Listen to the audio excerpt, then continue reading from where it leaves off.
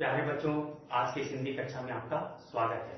आज हम पढ़ेंगे बाल महाभारत के अंतर्गत पाठ 20 यक्ष प्रश्न।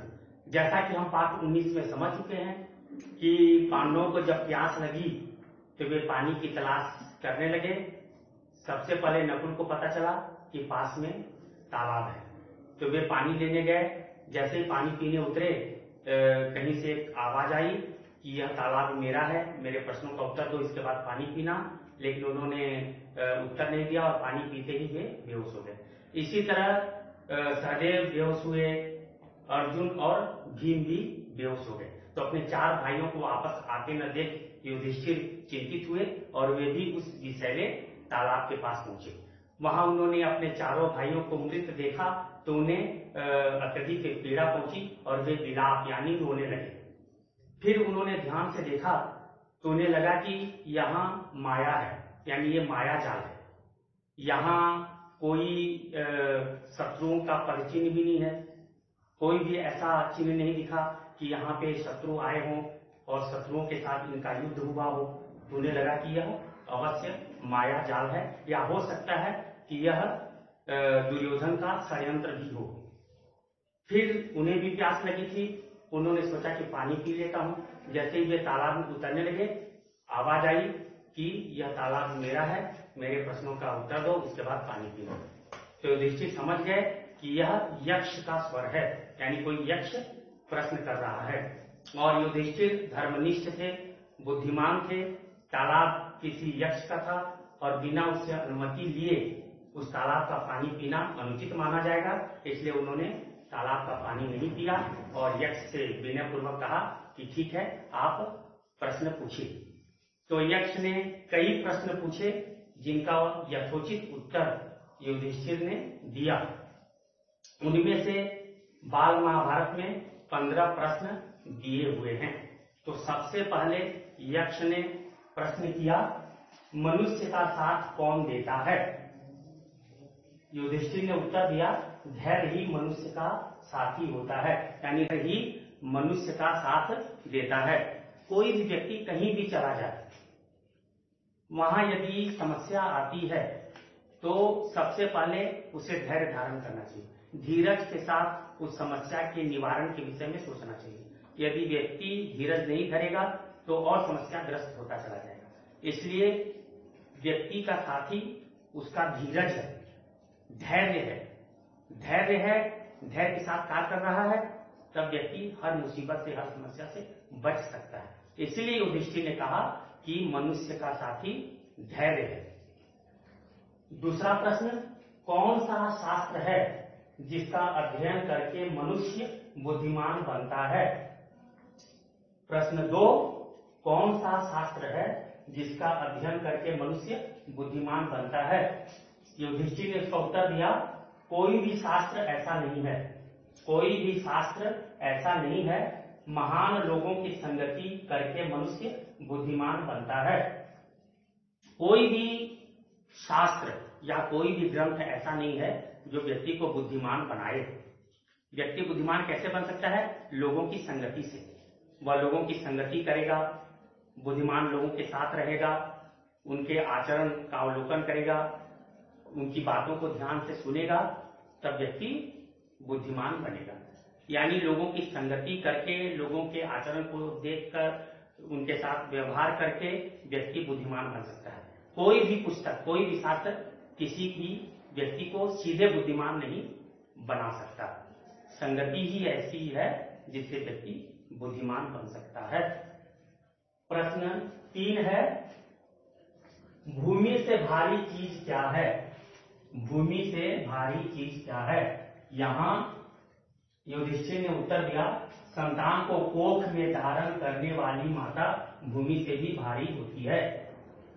प्रश्न 3, भूमि से भारी चीज क्या है?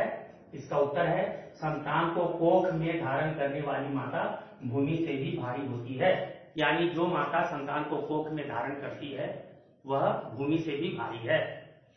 इसके बाद चौथा प्रश्न है, आकाश से भी ऊंचा कौन है? युधिष्ठिर ने उत्तर दिया, आकाश से भी ऊंचा पिता है। पिता का स्थान आकाश से भी ऊंचा है। इसके बाद प्रश्न 5वां है, हवा से भी तेज चलने वाला कौन है? हवा से भी तेज कौन चलता है? तो युधिष्ठिर ने उत्तर दिया, हवा से भी तेज चलने वाला मन है। व्यक्ति का मन हवा से भी तेज चलता है। हवा एक निश्चित जगह तक चल सकती है, लेकिन जो मनुष्य का मन है वो हवा से भी तेज है। आज हम यहाँ हैं और हम अभी अमेरिका के विषय में सोचने लगे तो हमारा मन अमेरिका चला गया। यदि हम किसी जगह घूमकर आए हैं, भले वो 3000 किलोमीटर दूर हो, 500 किलोमीटर दूर हो, लेकिन यदि हमारा मन वहां चला जाता है तो क्या होगा? हम उसके विषय में सोचने लगे, वहां के विषय में सोचने लगे, यानी हमारा मन वहां चला गया। तो मन क्या है? तीव्र गति से पहुंचता है। तो हवा से भी अधिक तेज मन है। इसके बाद 6वां प्रश्न है, घास से भी तुच्छ कौन सी चीज होती है? युधिष्ठिर ने उत्तर दिया, घास से भी तुच्छ वस्तु चिंता है। चिंता चिता समान है कहा जाता है, यानी चिंता घास से भी तुच्छ है। घास को जिस तरह यदि हम आग लगा दें तो घास जल जाती है, ठीक उसी प्रकार चिंता शरीर को जला देती है। तो यक्ष ने प्रश्न किया कि घास से भी तुच्छ वस्तु कौन सी है? तो युधिष्ठिर ने उत्तर दिया कि घास से भी तुच्छ वस्तु चिंता है। अब यक्ष ने 7वां प्रश्न पूछा, विदेश जाने वाले का कौन साथी होता है? यानी यदि कोई विदेश जा रहा हो तो उसका साथी कौन है? युधिष्ठिर ने उत्तर दिया, विदेश जाने वाले का साथी विद्या है। विद्या यानी ज्ञान। विदेश जाने वाले का साथी विद्या है। कोई विदेश जा रहा हो, उसके पास अपना ज्ञान है, विद्या है, तो विदेश में वह सफल रहेगा, विदेश में सुरक्षित रहेगा, किसी प्रकार की कोई परेशानी नहीं होगी। यानी ज्ञान है, विद्या है, तो वह विदेश में अपना कार्य आसानी से कर सकता है। यहाँ विद्या यानी हुनर, यदि किसी प्रकार का कौशल भी व्यक्ति को प्राप्त है तो वह विदेश में जाकर आराम से रह सकता है। तो विदेश जाने वाले का साथी विद्या है। 8वां प्रश्न, घर में ही रहने वाले का कौन साथी होता है? उत्तर है, घर में रहने वाले की साथी पत्नी होती है। जो घर में रहता है उसका साथी कौन है?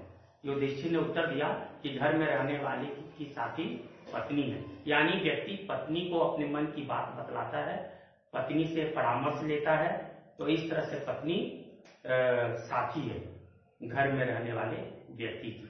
हम माता पिता बाकी सबसे भी हम परामर्श लेते हैं, लेकिन कुछ बातें ऐसी होती हैं जो माता पिता को नहीं बताई जा सकती। पत्नी से ही उसे हम साझा कर सकते हैं, पत्नी से कोई बतला सकते हैं। इसलिए गृहस्थ रूपी जीवन की गाड़ी के 2 चक्के माने जाते हैं, पति और पत्नी। तो इस तरह से घर में रहने वाले व्यक्ति की साथी पत्नी होती है, ऐसा युधिष्ठिर ने कहा।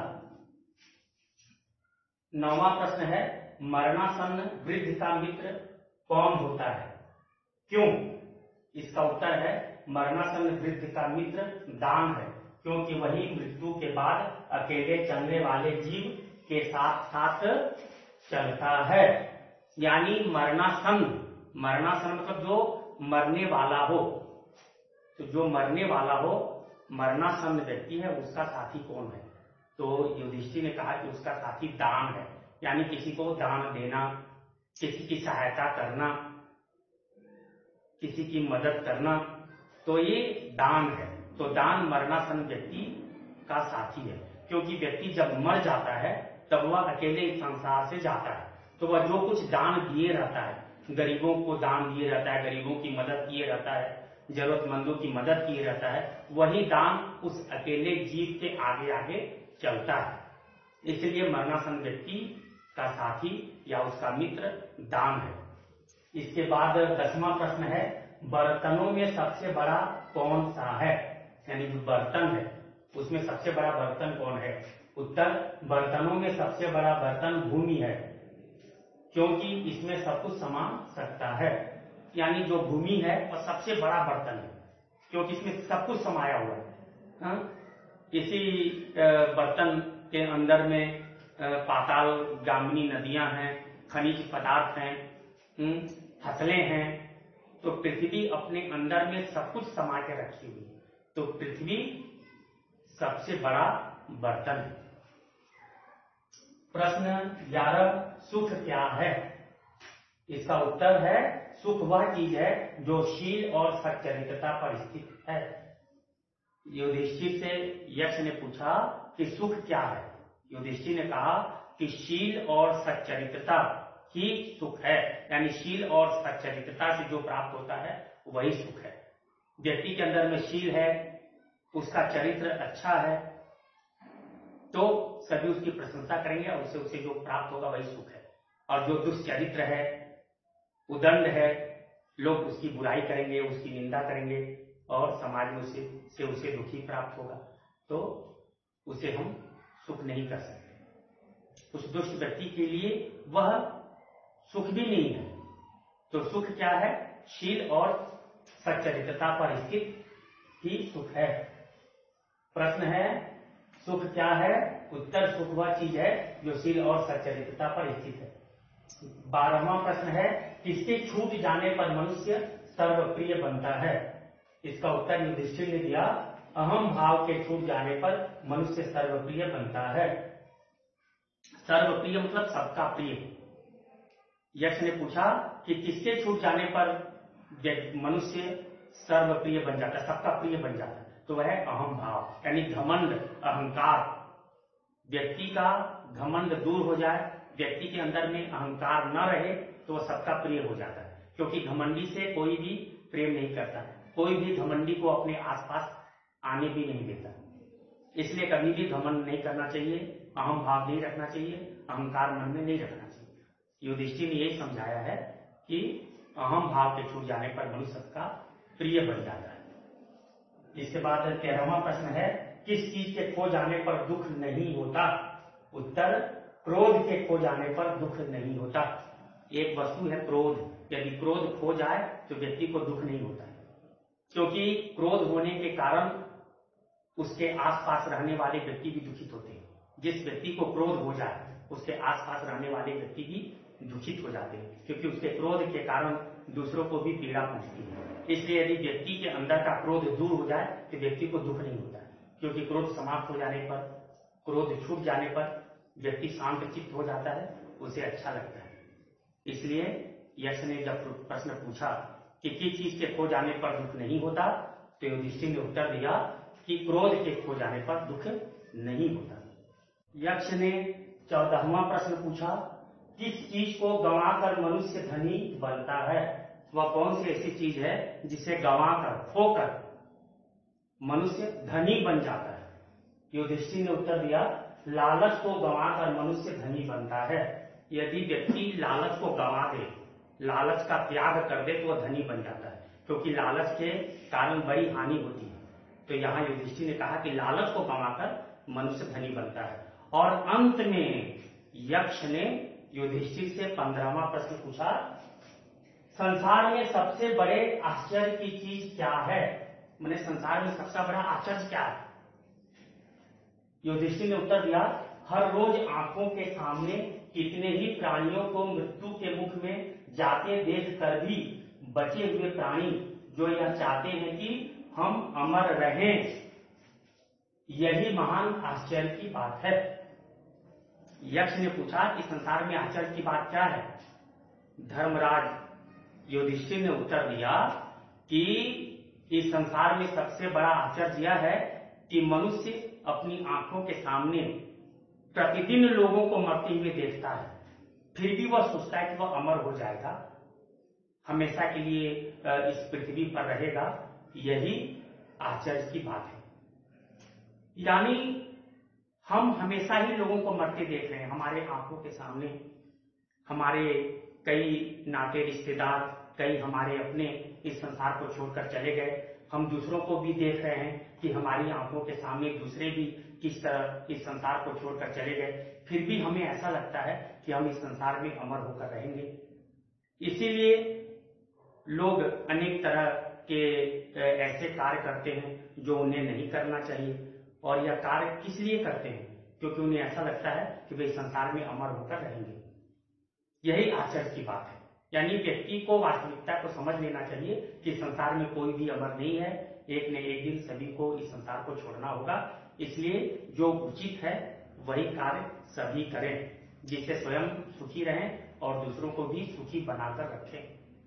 युधिष्ठिर और यक्ष इस प्रश्न के और उत्तर के द्वारा यही समझाना चाहते हैं। इस तरह से यक्ष ने और भी अनेकों प्रश्न पूछे और उनका यथोचित उत्तर युधिष्ठिर ने दिया।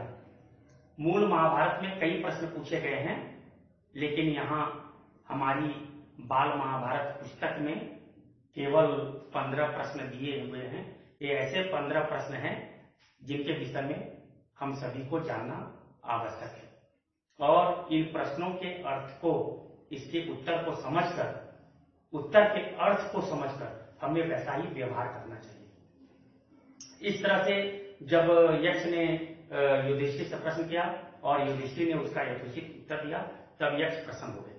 उन्होंने युधिष्ठिर से कहा कि तुम्हारे 4 भाई मृत पड़े हैं, उनमें से जिसे चाहो उसे जीवित करवा सकते हो, मैं उसे जीवित कर दूंगा।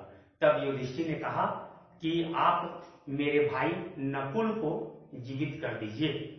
तब यक्ष को आश्चर्य हुआ। उन्होंने कहा कि 10,000 हाथियों के बल वाले अपने भाई भीम को छोड़कर नकुल को क्यों जीवित करना चाहते? तब युधिष्ठिर ने कहा कि मेरे पिता ने 2 विवाह किया, माता माद्री के साथ और माता कुंती के साथ। मैं युधिष्ठिर कुंती का पुत्र जीवित हूं, लेकिन मेरी माता माद्री का पुत्र कोई जीवित नहीं है। तो मैं चाहता हूं कि मेरी माता माद्री का पुत्र नकुल भी जीवित रहे, यानी माद्री पुत्र भी जीवित रहे और मैं कुंती पुत्र तो जीवित हूं ही, इसलिए आप नकुल को जीवन दान दीजिए। तब यक्ष बड़े प्रसन्न हुए। उन्होंने कहा कि तुम्हारे मन में किसी प्रकार का कोई पक्षपात नहीं है, तुम पक्षपात रहित हो, मैं तुम्हारे सभी 4 भाइयों को मैं जीवन दान देता हूं। और इस तरह से यक्ष ने युधिष्ठिर को गले लगा लिया। यक्ष वास्तव में धर्मराज थे, धर्मदेव थे। वे युधिष्ठिर की परीक्षा लेने आए थे। इस परीक्षा में युधिष्ठिर सफल हुए। उन्होंने युधिष्ठिर को गले लगाया और कहा कि तुम्हारा वनवास का यह अंतिम समय है, 13वां वनवास भी, 13वां अज्ञातवास भी तुम सभी सफलतापूर्वक पूर्ण करोगे। तुम्हें चिंता करने की कोई बात नहीं है, तुम्हारी विजय अवश्य ही होगी। इस तरह से धर्मराज ने युधिष्ठिर को आशीर्वाद दिया और अंतर ध्यान हो गए, यानी वहां से चले गए। अंतर ध्यान अचानक गायब हो जाने को अंतर ध्यान कहा जाता है, तो वे अंतर ध्यान हो गए। 12 वर्षों के इस वनवास में पांडव अत्यधिक शक्तिशाली होते चले गए। अर्जुन ने इंद्रदेव से दिव्यास्त्र प्राप्त कर लिए। भीम ने हनुमान से मुलाकात की, हनुमान ने भीम का आलिंगन किया और उन्हें अत्यधिक शक्ति प्रदान की, यानी हनुमान के द्वारा भीम को भी शक्ति की प्राप्ति हुई। और इधर सरोवर तट पर धर्मदेव के साथ तो युधिष्ठिर की मुलाकात हो ही गई और युधिष्ठिर को धर्मदेव ने वरदान भी दिया। तो इस तरह से पांडव वनवास अवधि में शक्तिशाली होते चले। इसके बाद पांडव सफलतापूर्वक 12 वर्ष के वनवास को पूरा किए। उसके बाद ब्राह्मणों की अनुमति से युधिष्ठिर ने अपनी माता और बाकी लोगों को जो उनके साथ थे उन्हें वहां से विदा किया और फिर एकांत में सभी भाइयों के साथ भी विचार विमर्श करने लगे कि उन्हें 13वां वर्ष जो अज्ञातवास है, जिसमें छिप कर रहना है, जिससे कौरव उनका पता न लगा सके, क्या करना चाहिए। उन्होंने अर्जुन से पूछा कि अर्जुन हमें क्या करना चाहिए, 13वां वर्ष हमें कहाँ बिताना चाहिए। तब अर्जुन ने कहा कि हम 13वां वर्ष भी आराम से बिता सकते हैं, कौरव हमारी जानकारी नहीं प्राप्त कर पाएंगे। कौरवों के राज्य के आसपास में कई और राज्य हैं जिनमें पांचाल, मत्स्य, वैदेह, बाल्हिक, दशार्ण, शूरसेन और मगध जैसे राज्य हैं। हम इनमें से किसी भी राज्य में जाकर आराम से रह सकते हैं, लेकिन मुझे लगता है कि हमें मत्स्य देश में जाकर रहना चाहिए। वह समृद्ध और सुंदर देश है और उसके राजा विराट हैं, तो हमें विराट नगर में जाकर रहना चाहिए। फिर आप बड़े हैं, बुद्धिमान हैं, आप जो कहेंगे वह हम सभी मानेंगे।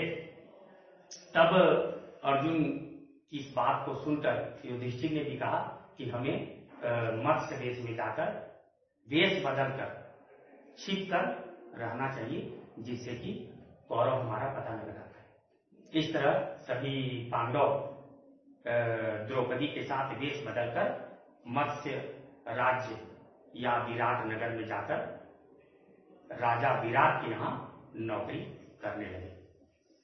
प्यारे बच्चों, यह प्रश्न है, यानी 15 प्रश्न आपने देखा। इन 15 प्रश्नों को आप अपनी कॉपी में लिख लीजिए, प्रश्नों को लिखिए, उनके उत्तर को भी लिखिए और उनके इन प्रश्न और उत्तर को आप अच्छी तरह से याद कर लीजिए। वैसे इस प्रश्न और इसका उत्तर मैंने डिस्क्रिप्शन में भी डाल रखा है, आप मेरे वीडियो के डिस्क्रिप्शन में जाइए और इन 15 प्रश्नोत्तर को आप अपनी कॉपी में वहां से भी लिख लीजिए। मुझे पूरा विश्वास है कि इस पाठ को आप भली भांति समझ गए होंगे।